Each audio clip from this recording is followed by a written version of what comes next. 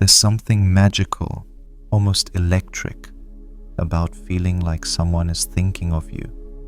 It's that unshakable sense, the flutter in your chest, the sudden smile for no reason. You can't explain it, but something inside whispers, you're on their mind. This isn't just imagination. It's deeper. It's powerful. And today, we embrace that mystery.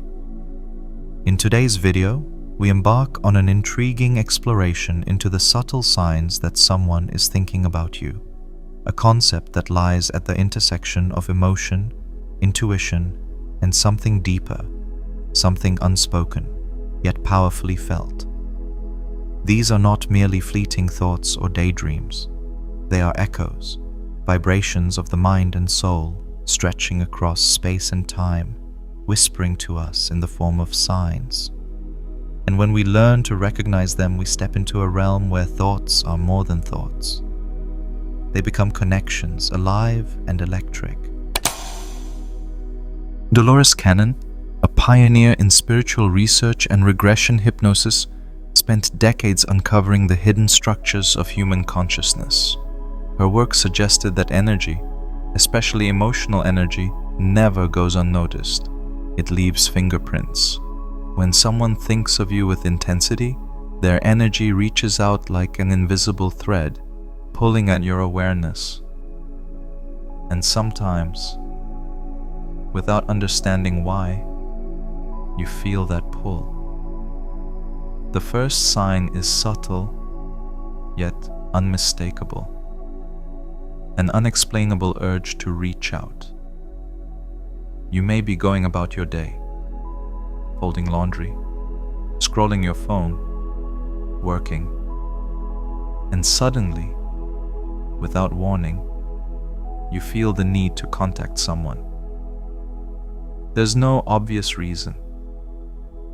They haven't posted anything new, you haven't bumped into a memory of them, but the pull is strong, almost urgent. According to Cannon, this is no accident. It's the energetic equivalent of a tap on the shoulder.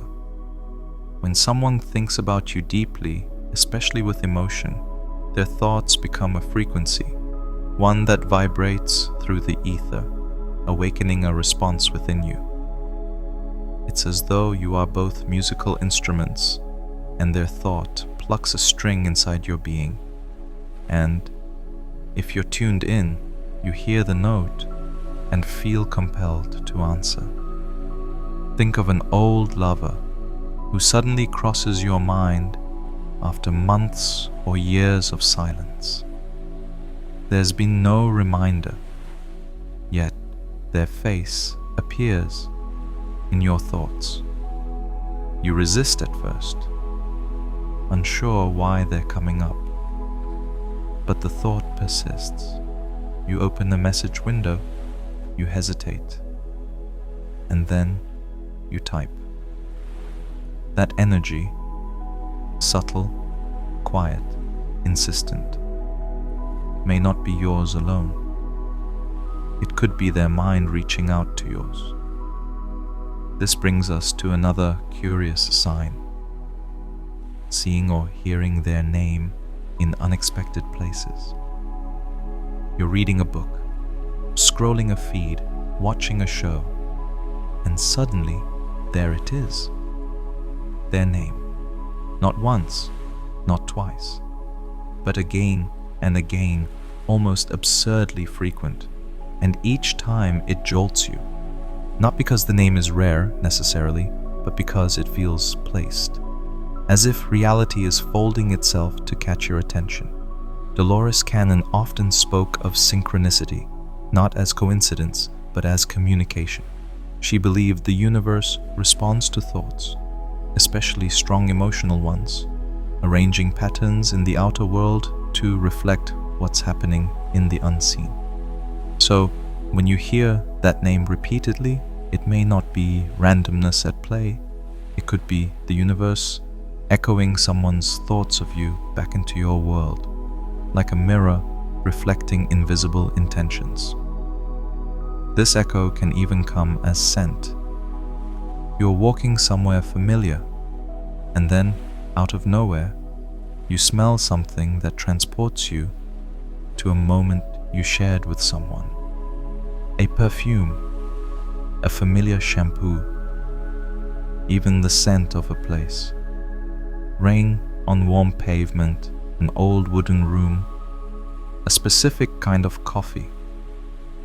It fills your senses, bringing their presence so close, you half expect to turn and see them. Science tells us smell is closely tied to memory, but Cannon went further. She suggested that strong emotional connections can create energetic imprints, and those imprints sometimes manifest physically. When someone thinks about you with longing or love, especially if scent was part of your shared bond, that energy can stir the air around you. You're not just remembering them, you're feeling them. It's the soul's way of visiting without footsteps. And then there are the encounters. Strange, unexpected meetings that feel too perfectly timed to be random. You take a different path home. You visit a cafe you rarely go to, and suddenly, there they are. Someone who's been on your mind, or someone you hadn't thought of, until they appeared. You wonder, how likely is this? And yet, it happens.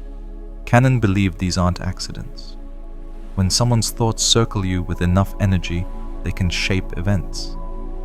Subtle forces align, drawing paths together. These meetings, brief or long, are moments when thought takes form. They're proof that emotion, focused intently, can create movement in the world around us, even change direction. But sometimes the pull is internal. You think of them obsessively. You don't know why. You're not in love. You're not lonely. Yet your thoughts keep looping back to them, unprovoked, uninvited, intense. Cannon's work on telepathic influence explains this. Thoughts charged with emotion can reach out and merge with the minds of others. If they are thinking of you powerfully, you may feel it as your own obsession, when in truth, you're carrying their energy inside you. To tell the difference, Cannon suggested watching your emotions. Are the thoughts out of place? Are they accompanied by feelings that don't seem to belong to you? This may signal that your mental space is being influenced by someone else's focus. It's like hearing music in your head and realizing it isn't your song. Then there are the dreams. Vivid, persistent, even strange. You dream of someone repeatedly. Sometimes it's a sweet memory. Other times it's symbolic. A journey, a reunion, a goodbye. The dream stays with you, lingers. According to Cannon, the subconscious mind is like a radio. In the dream state, it tunes into frequencies that the waking mind cannot. And when someone thinks about you deeply, especially while you sleep, that thought energy finds its way into your dreams. By recording these dreams, you may begin to notice themes, unresolved feelings, shared symbols, emotions that don't make sense until you recognize the presence behind them. It may not be your dream alone. It may be a visitation, a meeting between two energies in the realm where thought and emotion are raw and unfiltered. Finally, there's a sign many ignore, a sudden shift in your energy. You feel uplifted for no reason, lighter, motivated, or the opposite, drained, melancholy, anxious without cause. These shifts may not be from you. They might be energetic transmissions from someone thinking of you. Cannon emphasized the invisible network connecting all of us, how one person's joy or pain can ripple across distances, touching others like a breeze before a storm. Empaths feel this most strongly, but anyone can sense it. You're sitting quietly and suddenly feel a wave of comfort, as if someone is sending you warmth, or you're overwhelmed by sadness that isn't yours. Pay attention to these moments. They may be messages, unspoken, but real. And so, as we reach the end of this journey, what have we uncovered? That we are more connected than we imagine. That thought is not contained by the skull. That emotion does not stop at the skin. The people we think about, who think of us, exist in a web of silent, spiritual communication. We meet in dreams, in moments, in energy, in names and smells and feelings that arrive without warning. These signs are not always proof, but they are invitations. Invitations to listen closer, to feel deeper, to believe that what's unseen may be more real than what's visible. Because in a universe made of energy and intention, every thought is a whisper through the void, and every connection is a thread across the stars.